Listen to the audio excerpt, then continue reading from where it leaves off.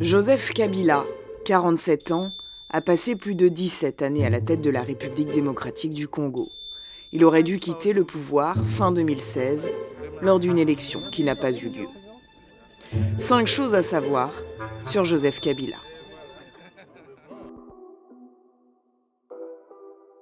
Joseph Kabila est arrivé au pouvoir à l'âge de 29 ans, après la mort de son père, assassiné par un de ses agents de sécurité. Le jeune homme, taiseux et inexpérimenté, est désigné président par l'entourage du Mzee. 17 ans plus tard, celui sur lequel personne ne pariait est toujours à la tête de la RDC. Joseph Kabila arrivait au terme de son mandat le 19 décembre 2016. Il est resté au pouvoir 2 années de plus, suscitant la colère de la rue, des manifestations qui ont fait des centaines de morts dans des affrontements avec la police.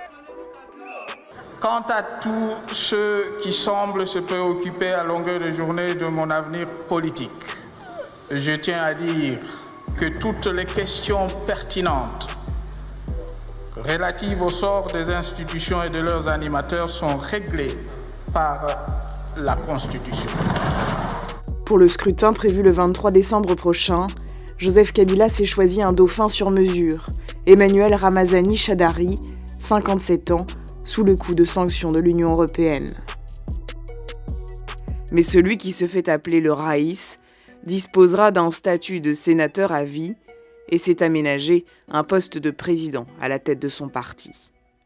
Début décembre, il a déclaré ne pas exclure de se représenter aux élections de 2023. Why don't we wait for 2023?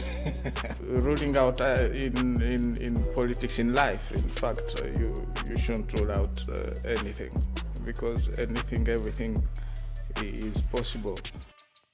Joseph Kabila est né en 1971 à Ewa Bora, dans le maquis animé par son père, Laurent Désiré Kabila, le long du lac Tanganyika. Il est contraint dans les années 80 de vivre dans la clandestinité, en Tanzanie, sous un nom d'emprunt, ce qui occasionnera de tenaces rumeurs sur sa filiation avec Laurent Désiré Kabila. Son père est alors à la tête d'une étrange rébellion dans l'est de la RDC, un temps fréquentée par Che Guevara. En 1996, une offensive régionale parrainée par le Rwanda se prépare pour faire tomber le dictateur Mobutu. Il fallait un Congolais. Laurent Désiré Kabila est choisi.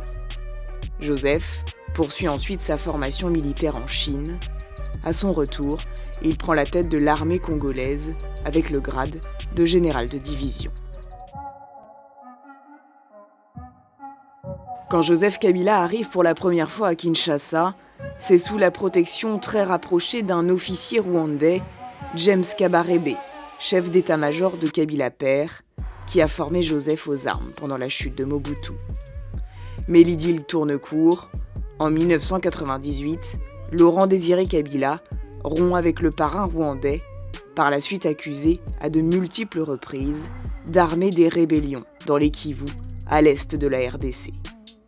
Vu la dégradation de la situation et l'érosion conséquente de la confiance entre notre pays et le Rwanda, l'intervention d'une force internationale neutre a été décidée par la même région.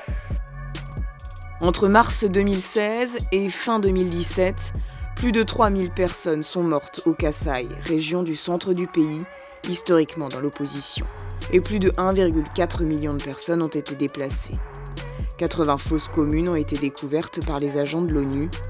Les plus graves atrocités ont été commises par les forces gouvernementales. What our investigators gathered on the ground were many accounts of the Congolese army, the Congolese National Police, and local administrators working in conjunction with this newly created militia, the Banamura, in attacking villages, often along ethnic lines. Pour sa propre sécurité, Joseph Kabila bénéficie, lui, de la protection de 40 000 gardes présidentiels.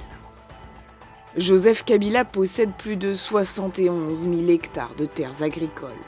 Selon une enquête de Bloomberg, avec sa femme, ses 2 enfants et 8 de ses frères et sœurs, il a des participations dans au moins 70 entreprises du pays.